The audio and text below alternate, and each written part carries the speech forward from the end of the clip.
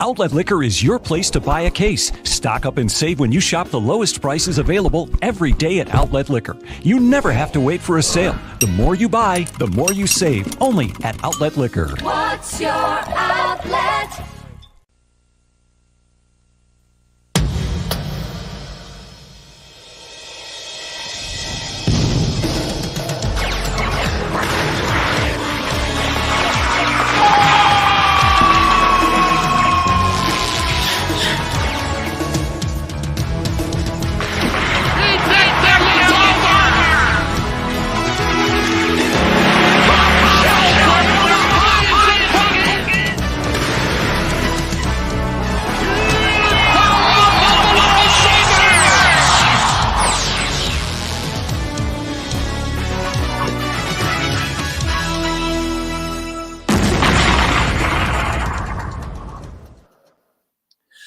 Welcome, everybody, to another edition of I'll Hang Up and Listen. I am Duane from Two Goalies One Mic, here joined by intern Austin, new to the Two Goalie One Mic family, making his I'll Hang Up and Listen debut. Austin, thanks for hopping out with us, bud. Big 4-3, come from behind victory for the Buffalo Sabres. Let's just look at a quick, give me 3 words that best describe that victory to you, Austin.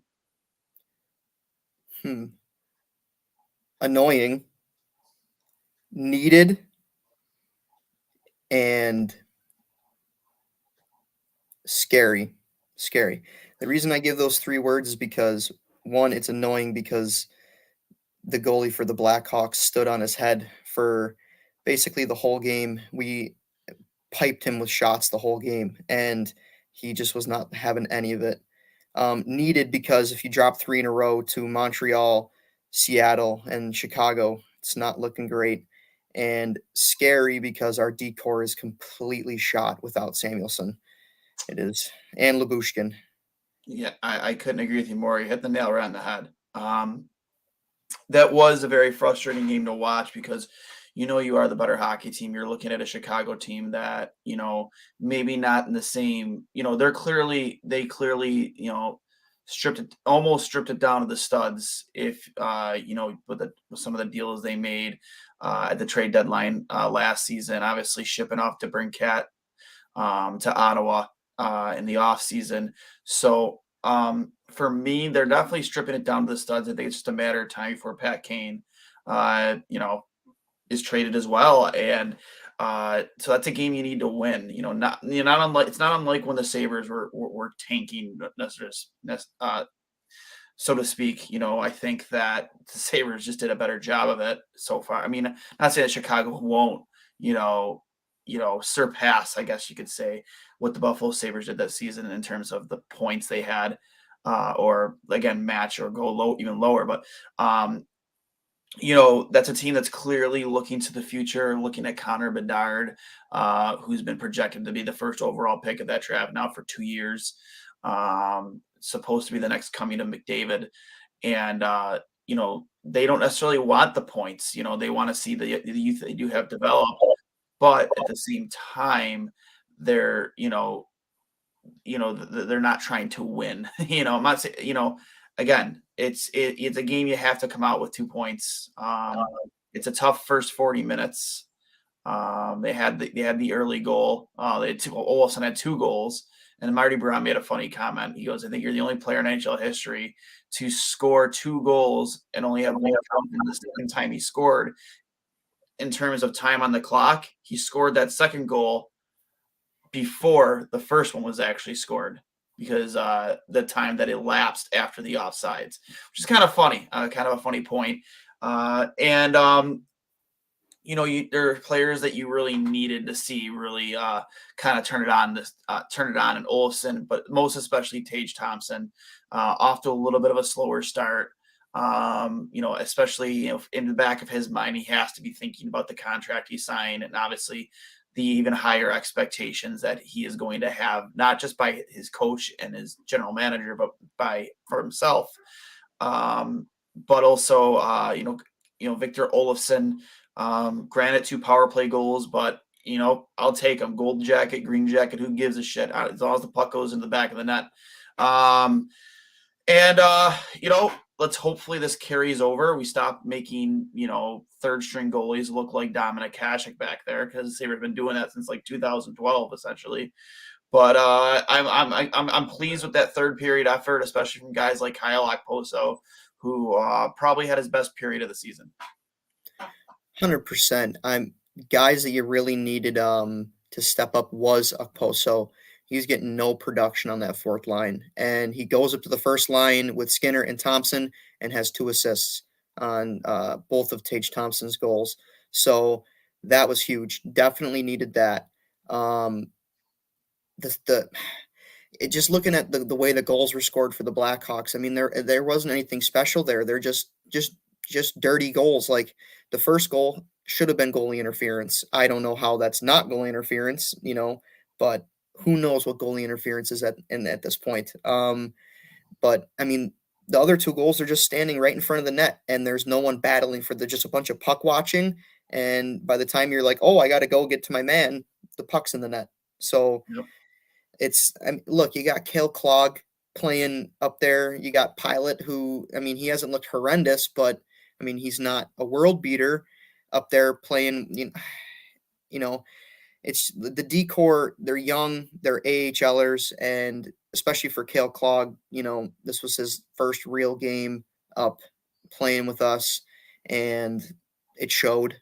I thought he played okay in the offensive zone. Like he tried to make some plays, but it's clear that the caliber is way more than what he's accustomed to. Oh, for sure. And again, we're spread very thin on the blue line.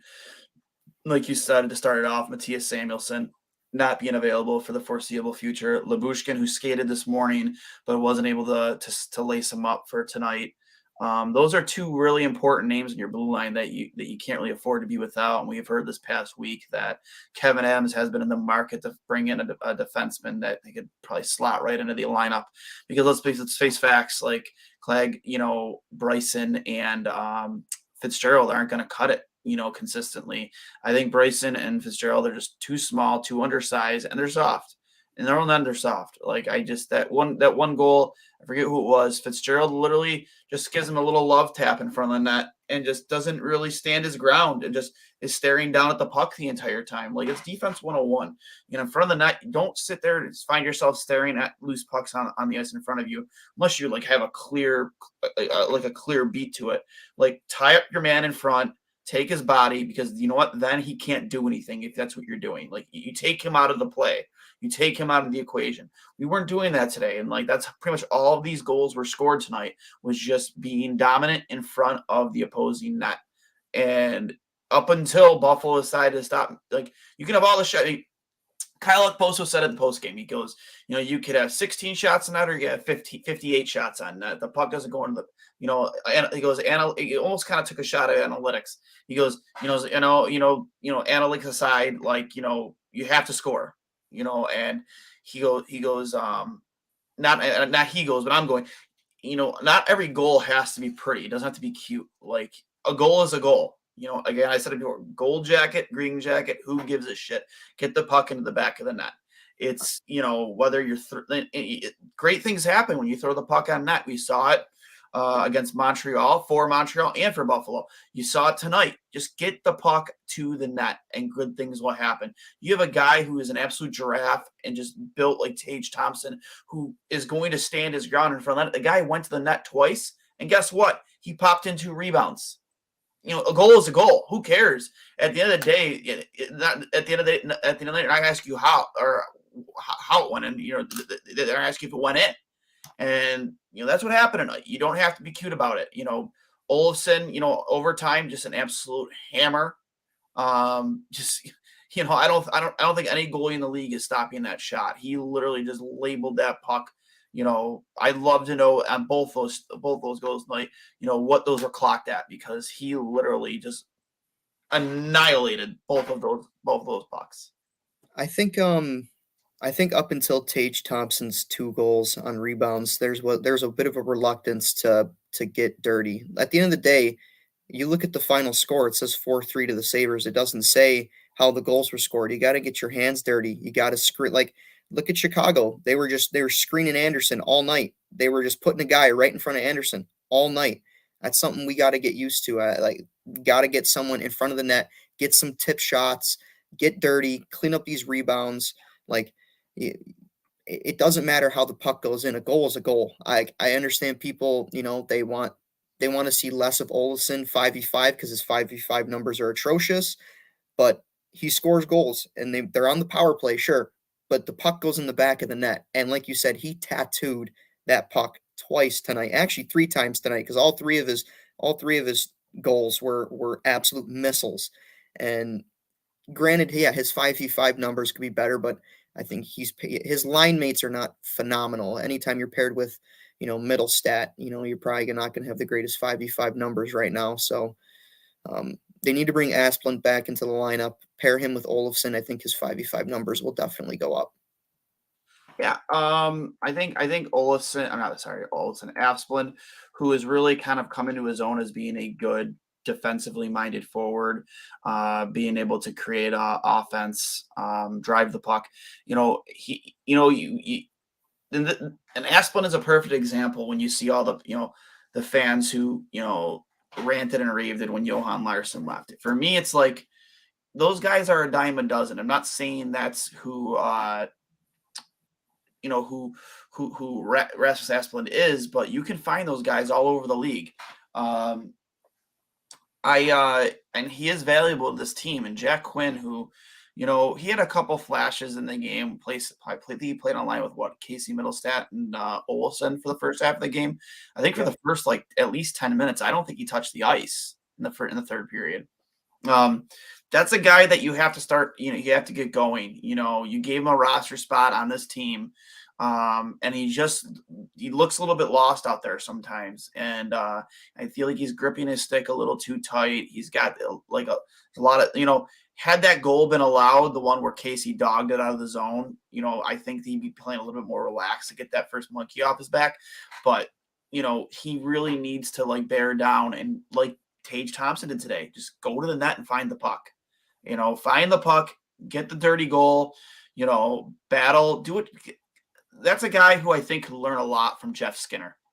Jeff Skinner isn't always a flashy guy. He isn't always going to score the highlight reel goal. Jeff Skinner's a guy who's going to, once in a while he will score the flashy goal, but for the most part, especially 5v5, he's going to score the scrappy goals below, right about the top of the paint, below the face-off circles. That's where that guy makes his money. That's where he made $9 million a year with Jack Eichel.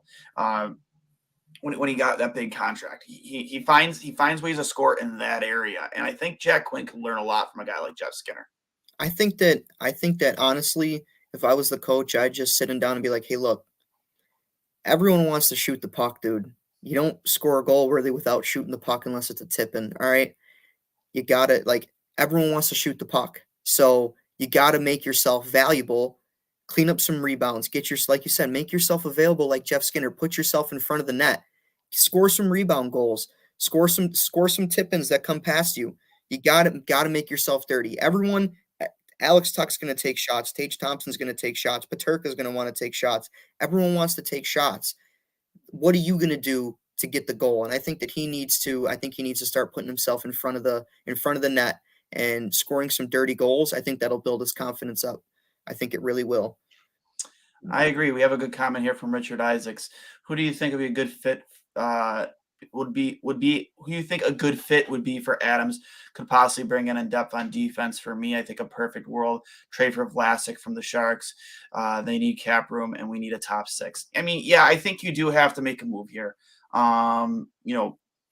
Samuelsson is just not a guy you're going to replace with Casey Fitzgerald or Jacob Bryson. Those guys, they don't play the same style that Matthias Samuelsson does. While he does have the ability to add a little bit of offense, he is a stay-at-home bruising defenseman who is not put it this way. If Matthias Samuelsson is on the ice tonight, when those goals are, when those chances and those goals are scored by the Blackhawks, do you think they go in the back of the net? Do you think Casey Fitzgerald? Do you think, I don't think if Labushkin's there. I don't think if Labushkin putting him on his ass and he's not touching that puck.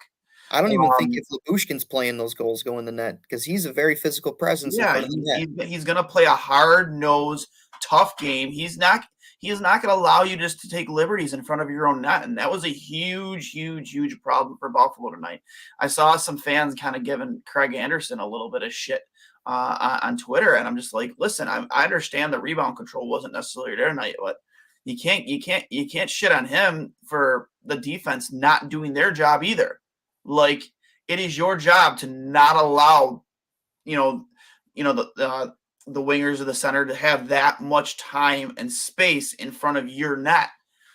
Sometimes I wish Johnny was here on with us because he's so much better at articulating this than I am. But you allow these guys, this center, to come in down low and just literally just hack, or find those loose pucks. You don't win those battles. Like, that's not Craig's fault.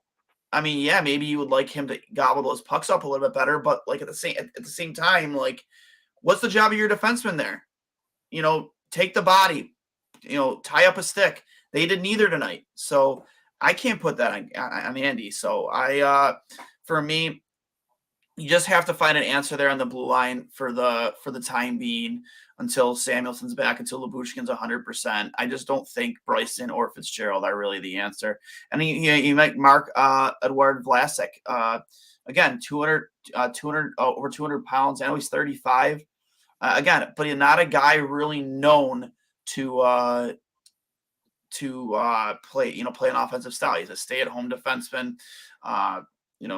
Will take a penalty here and there, but he's gonna make you pay for trying to take liberties in front of the net. And I think he would be a perfect fit.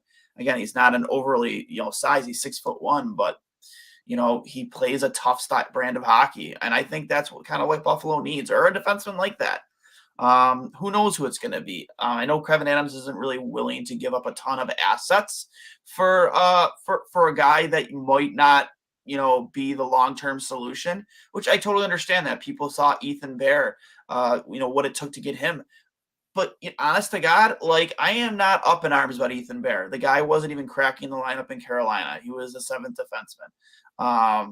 Where would he have ranked? He would have been a depth guy here, pretty much.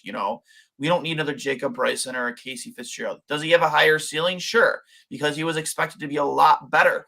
But I am not going to throw my hands up in frustration and lose my mind because we didn't go get Ethan Bear. Like, you don't want to give up a ton unless that guy is going to be here in the long term. Right now, that whoever it is probably, upon Samuelson and Lyubushkin being at 100%, they're going to be fighting to get into the lineup. And I keep on forgetting about Yoki Haru.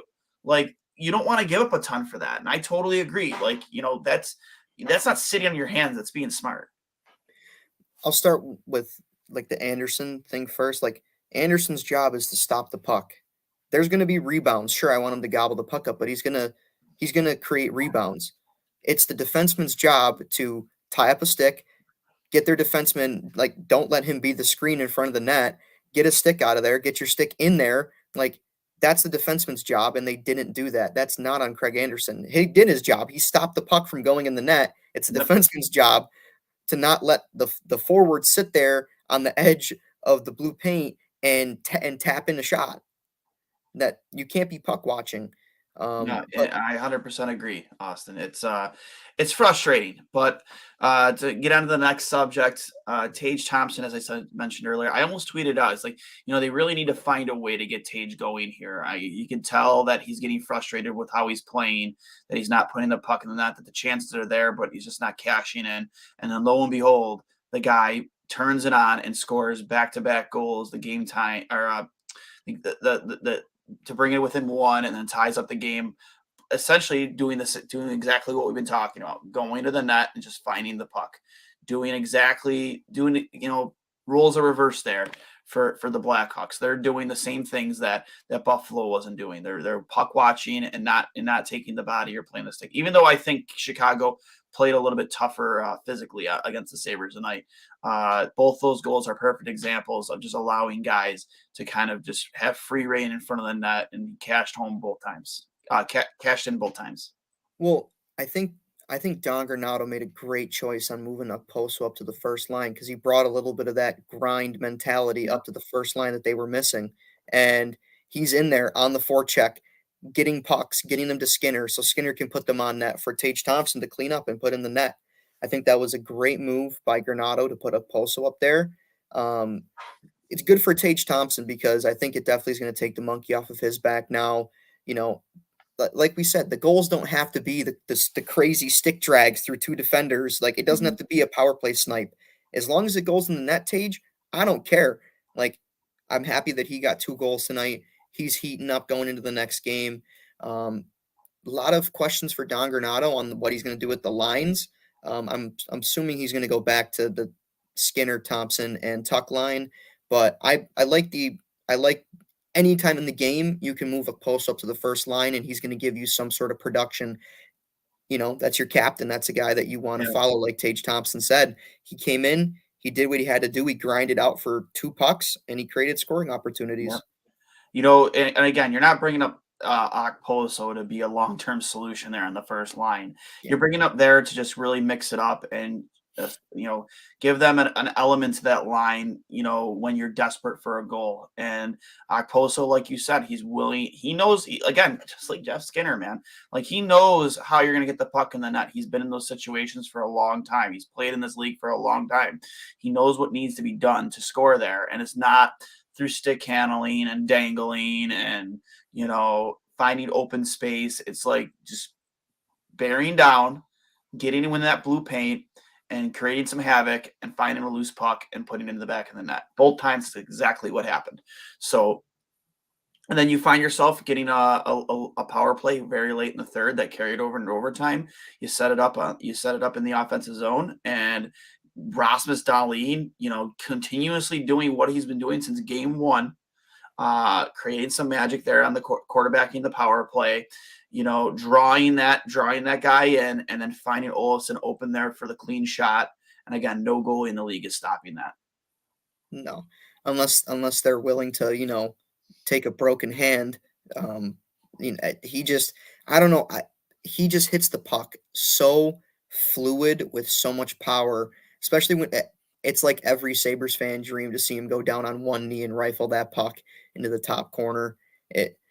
It's great to see Olofsson, scoring again. I'd like to see him start putting some goals in the net on 5v5 situations, but I'll take the power play goals. I'll take the win. And I think Dahlin, he goes into the season and, he's not talked about as much. You're seeing Cale Makar getting talked about, and everyone forgets, how good he really is. And then he breaks the NHL record, and obviously his goals have fallen off a little bit now that Samuelson's gone. He's had to play a little bit more defense, but I mean, what more could you ask for from Dahlin? The guy is creating offensive chances. He's trying to hold down the fort on the defensive end. He's everything that we thought he was going to be when we drafted him number 1 overall all those years ago, and he's finally coming into his own, and it's exactly what he needed. He's starting the season off strong. Dahlin is really making a case for himself to win the Norris this year. Just started. Was it 4 goals in 4 games or 5 goals in 5 games? 5 goals in 5 goals games. in 5 games, which is insane when you think about it. Never been 4 goals in the first 4 games has never been done before. 5 goals in the first 5 games. That'll be a tough benchmark for any defenseman in the future to clear. Even Cale Makar, as great as he is and as great of a team he plays on, that'll be tough to match. And again, I can't remember the last defenseman to do it and who it was before Dahlin. When Dahlin tied or surpassed that, but that's wild. To have that little feather in your cap for Rasmus Dahlin, but guy just continues to show up and show out. He's making plays, showing himself as a goal-scoring defenseman, but also a playmaking defenseman. He draws so much more attention to him whenever he's out there and has the puck. And you're finally starting to see that defenseman that was labeled the first overall pick back in 2018.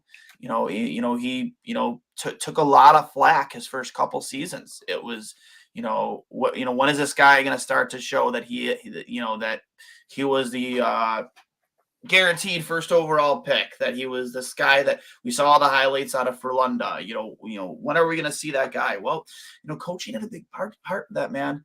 It's tough to go through 3 different coaching systems, 3 different schemes, 3 different styles of play, with the coaches that were hired and fired while Roethlisberger was here. And you finally found that good combination between Kevin Adams and Don Granato, a combination that finally worked. And I have to say, man, I said it to start the season. I put him at I forget when I said it in the offseason, but I put him at 80+ points this season. I really do. He's on pace for it. Yeah, he's on pace for it. I don't think he's really going to cool it down, man. And he cares. That's the big thing. He cares. Even if we don't think he had a bad game, if he thinks he had a bad game, he's first out on the ice, last one off. He takes this very seriously. And to have leaders like him, Alex Tuck, Kyle Okposo, and then obviously, Zemgus Girgensons, like that's a phenomenal leadership group you have to build around. And the more of these players that you keep bringing in, and again, I'm very hard on Casey Middlestat, and rightfully so. I don't think his play justifies him being a anything more than an average, if that, NHL hockey player. And, I need to see more desperation out of him. You need to see some killer instinct out of him. And when I say that, it doesn't mean you have to go out there and put people through the boards or fight somebody. You have to go out there playing like your job is on the line every single shift, because it very much well could be. We all see Matthew Savoy in the WHL. Guy is having a very good start to his season. Kulik is starting to turn on in Rochester. That guy has an NHL ready shot and release right now, just the same way Olofsson did when he first started to come into his own over in Europe. I know he's a late bloomer at like 23, 24, 25 years old, but like he already has an NHL shot, and both those guys are going to be, knocking on the door for a spot on this roster next season. And if that's the case, who's your odd man out? Because they seriously like Vinny Venestroza. I could totally see them keeping him around again. 100%. The guy plays with all heart. He skates his ass off. That means aren't going to be a ton of. And I also think that Kyle Okposo might sign another deal, a 1 or 2 year deal to stick around. I do believe it. So if that is the case, there aren't going to be a ton of spots here available. And if those guys are knocking on the door, and Granato and Kevin Adams thinks that they deserve a chance, who's going to be your odd man out? Because it very well could be Casey Middlestat. It will be Casey Middlestat. I mean, you look at today in Rochester, right? Rosen had 2 points. Brandon Byro had 2 points. Rosick had a point. Kulich had a goal. Brett Murray had a goal. Anders Bjork had another goal. Anders Bjork is finding his game down in Rochester right now. You look at Savoy. Savoy right now is tearing up the WHL. I'm going to judge Casey off of his play, and it's been terrible. He shows little to no effort. In the last 3 games, he's had 2 goals called back because of him being offsides. It just seems like he's way too comfortable, and his play does not justify being a second-line center. I can promise you that. There's no reason why he should be the second-line center. And if we're going to start rotating forwards out and putting people in, Middlestat should be the next person they rotate out to put Asplund back in. I think he needs to seriously take a couple games off and realize, my job is not certain. Secure for any guy. There are very few guys who should feel secure on this hockey team, and Casey Middlestat surely isn't one of them. And that was a great face-off win for the first playoff goal. I'm not going to sit here and say that he always looks lazy and always looks lost or always seems like he's not giving maximum effort, because there are shifts out there where he does look dominant. But with that being said, you're not on a hockey team right now where you can take shifts off. You are not on a hockey team right now where you can get away not skating your ass off every single shift. This isn't Colorado. You're not playing in Tampa right now where any player can afford to take a shift off, because the talent isn't at that level yet in Buffalo. So you have to do whatever you can. Vinny Venestroza is back in Buffalo because he did all of those things. He was willing to sell out on every single shift and do whatever it took to stay in the NHL. That's what Casey Middlestat needs to do. You need to play with that type of mentality. You need to play like this could be my last shift. Every single shift. And when I say that, I mean that in the sense where, you feel like you have to make, or it forces you almost to make mental errors because you feel that type of pressure. But you have to take that pressure and almost weaponize it. And Casey doesn't do that. You need to start doing that, Casey Middlestat. I don't think anyone right now at this point expects you to ever live up to the 8th overall pick. But I think the expectation here is, especially last year when to start the season, he was kind of projected to be your first line center. It wasn't Tage Thompson initially because Tage never played center. It was Casey, and then obviously he got hurt. But now, where do you rank him? I rank Dylan Cousins above him on the depth chart down the middle. God, yes. I don't. The long-term future of this team, he needs to start showing me more. And he is a decent 200-foot player, but he needs to put on more size. He gets knocked off the puck very easily. Especially along the boards. It drives me nuts. And, there's no excuses anymore. Like, put the work in off the ice too, bud. Sure, we could say that injuries have, hindered him to this point, and that's true. He's missed a lot of stretches of hockey because of injuries, but he's not injured now, so I expect him to play hard. I understand that he's, he has shifts where he plays great. He's been phenomenal on the Canada road trip on getting shorthanded opportunities, especially in Calgary, right? But it's just like you look at Big Z. Big Z is over 30 years old, and he comes off the bench tonight and skates into the offensive zone to create an offensive opportunity. Busts his back for this team. Alex Tuck doesn't take a shift off. Tage Thompson doesn't take a shift off. Dylan Cousins doesn't take a shift off. JJ Peterka does not take a shift off. That dude is 100% all the time. And I understand Sabres fans did not want Vinny Hinostroza back. I was not one of them. I love Hinostroza's game. I love that sure, his stats aren't the greatest, but every single time his skates touch the ice, he's at 100% effort. And that's all you can ask for out of a player. And I think Casey Middlestat needs to find that in him. I think he needs to find that I'm willing to go out there and throw my body around and treat this like I'm never going to play hockey again. Yep, I 100% agree with you, bud. You have to have all your players playing with that kind of mentality. And any player not willing to, then there's no place for you on this hockey team. I don't even think I'm being too dramatic when saying that. We got Iron New. I wish I knew some of these guys' actual names. Pop in your actual name so we could put a face or a name to the handle. Best kind, Duane. Best kind. I'm assuming he means the title of the episode. Come from behind, win. I made the trip to Buffalo tonight, and this comeback made it well worth it, especially where I bought my new Thompson jersey. Let's go Sabres. Love to hear it. I'm a little worried about Krebs. He plays a weak game. Maybe it's just me, but he is invisible. No, he is off to a very slow start. And again, another guy who, maybe is feeling the pressure a little bit because he had more of a consistent spot in this lineup last year. And now there's guys challenging him for ice time. And, again, a guy that's got to go out there and just do all the little things right. It's not always about scoring or always, your play contributing to a goal. It's about doing the little things right at your own end, taking care of business, being physical, making a simple play to get the puck out or up the ice to help drive play or to help defend your own end. And, I think that's what Peyton Krebs needs to start really keep it very simple. That one acronym, keep it simple, stupid. I think that's the best thing for Peyton Krebs right now to kind of get out of this funk he's been in to start the season. And again, they said at the start, they said it in the post game too. You can't expect yourself to be in mid-season form when you're less than 10 games into the season. It might take some of these guys a little bit to start to get into it, and maybe that will happen for Peyton Krebs. I have faith in that guy because that guy works his tail off. He really does. He doesn't take shifts off. I will, however, not agree with this from Richard Isaacs. Casey is Derek Roy 2.0. I know a lot of people didn't like Derek Roy, but that kid played his balls off when he was at Buffalo. Yeah, he partied a little hard down on Chippewa. But at the end of the day, Derek Roy played with a ton of heart and he cared.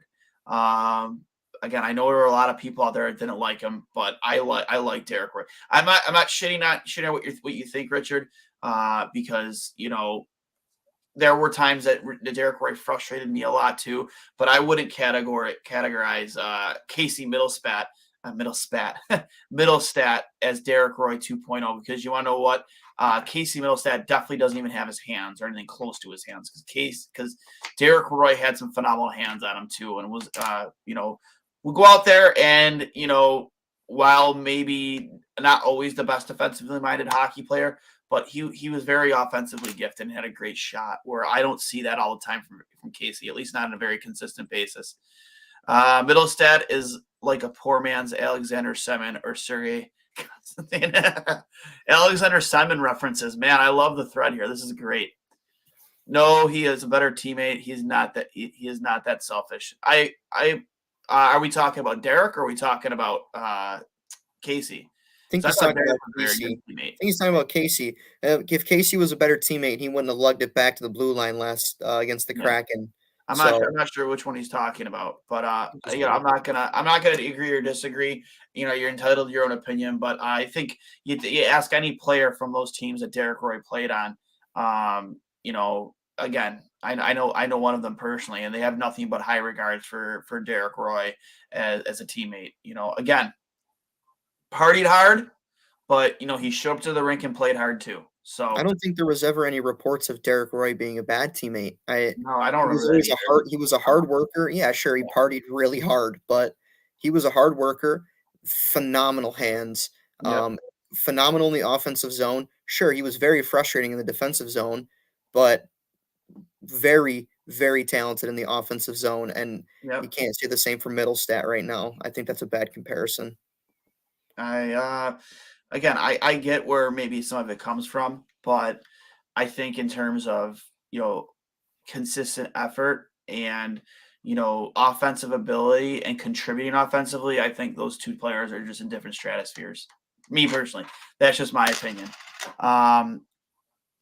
But Richard, I always appreciate you're always in the thread. You're always getting us your input. So we're not always going to agree, bud.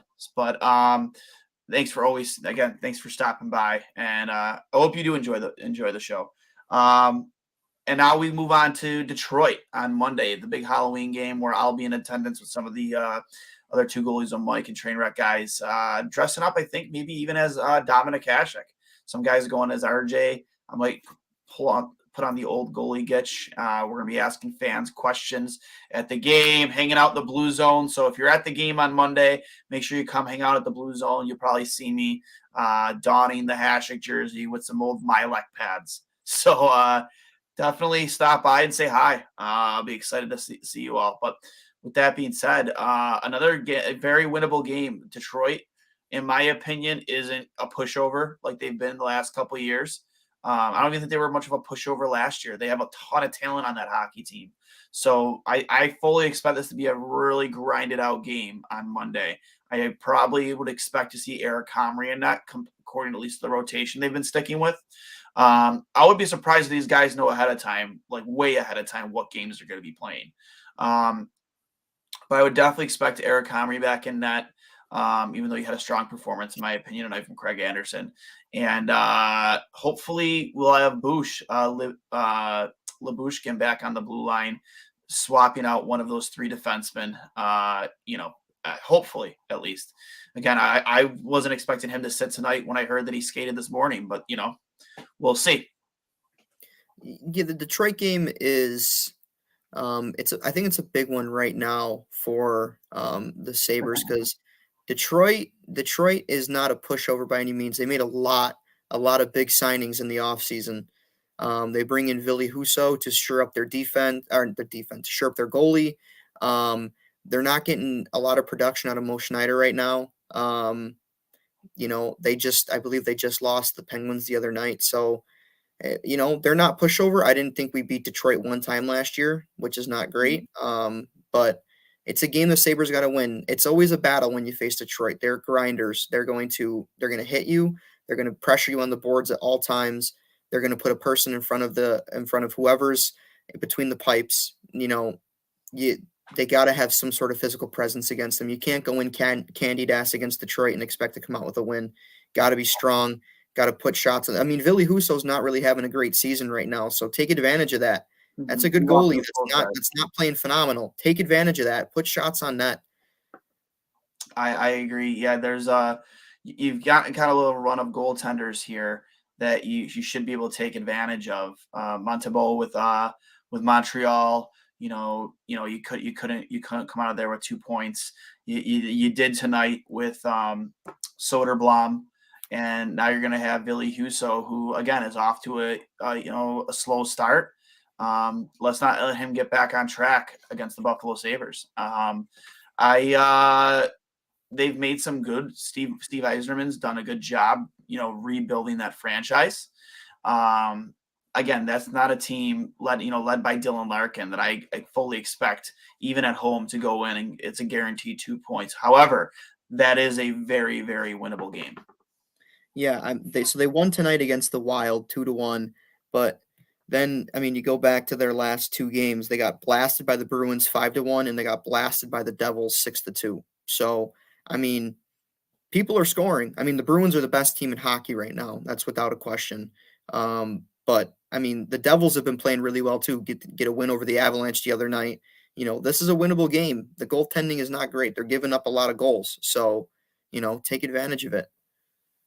Agreed. I definitely can't allow them to have so much free candy in front of our own net. Sorry for the corny dad joke.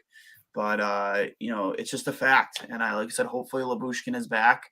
Hopefully Samuelson, even though he's far out, continues to rehab and get better and gets better with every week that passes, because that a game like Detroit is a game where you got to be tough in front of your own net. You have to be tough in front of your net every game. But against a team like Detroit, especially a young, fast hockey team who isn't going to screw around physically, they're gonna make you earn it along the boards. Who's the one guy that they drafted that made the lineup this year? Guy's an absolute mountain. God, he had a beautiful goal for his first NHL goal. Somebody in the comments, if they can remind me, he has a crazy last name. Oh God, I can't think of it. Maybe you can look up, Austin, if you look up their roster real quick. Yeah, I'm looking at. So I forgot that they added Ben Sherratt and Kopp, and they brought in Robert Haig too. Robert Haig, Sherratt is a great signing for them. Yeah. Again, a big veteran blue line presence. And I got a guy who's not going to allow you much in front of his net. He's going to make you earn it. He's going to make you hurt. That's where games are won and lost, man, in front of the net. Just like in football, games are won and lost, on the offensive and defensive lines. Same thing in hockey, in front of the net. Like, that's where you win and lose hockey games. So that's where you have to be tough and resilient in front of your own net. Don't allow them an inch. Don't give them an inch, but also don't allow them an inch in front of their net. You have to, if you can do that at both ends of the ice, own the blue paint. On both ends. That's how you're going to win and be consistent, man. Again, nothing is always going to look cute or pretty. So trying to figure out who. The guy is a mountain. I'm looking up right now. I'm pretty sure it was the Red Wings. I'm looking. Once I see his name, I'll know. They added Andrew Kopp. It's huge.